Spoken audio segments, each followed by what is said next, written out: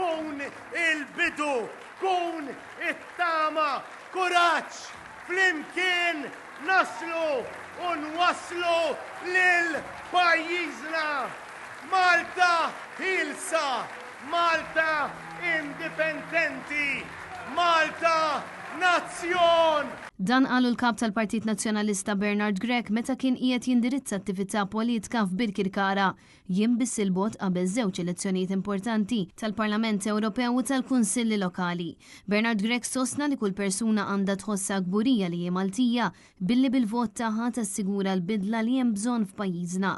Fit-8 ta' Ġunju għażel lil Malta ipproteġi is-saħħa tal-familja tiegħek. Investu fl-edukazzjoni ta' wliedkom, investu fis-saħħa, għatu wkoll is-saħħa lill-partit li jista' jwensek naddaf l-ambjent politiku, naturali, urban u rurali.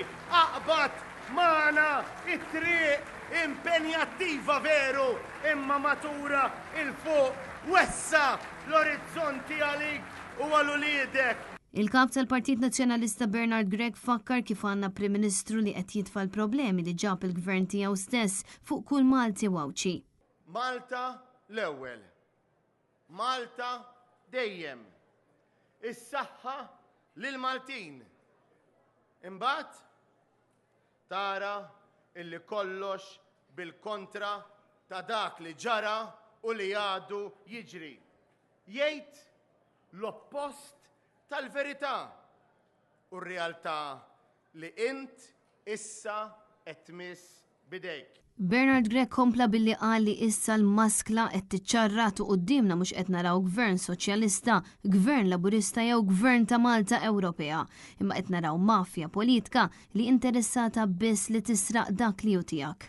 Qed inħallsu aħna il-kol u qed imbagħtu aħna il-kol minħabba l-flus illi serqu huma biex jieħdu il-flus huma lesti jerru is-saħħa tal-pazjent biex ħadu l-flus huma kienu lesti jieħdu is-saħħa lil Maltin f'kull sens. B'differenza mill-Gvern Laburista, Bernard Grech qal li l-Partit Nazzjonalista qed jippreżenta kandidati ġodda u oħrajn stabbiliti li diġà taw prova x'kapaċi jagħmlu.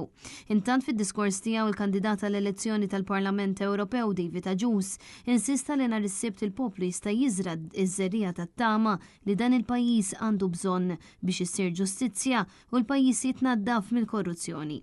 Min-naħa tagħha l-President tal-Parlament Ewropew, kandidat tal-elezzjoni tal-Parlament Ewropew Roberta Metsola, sostniet li rridu nwasslu messaġġ ta' tama għaliex bit-tama il-verità u s-sewwa jirbħu dejjem.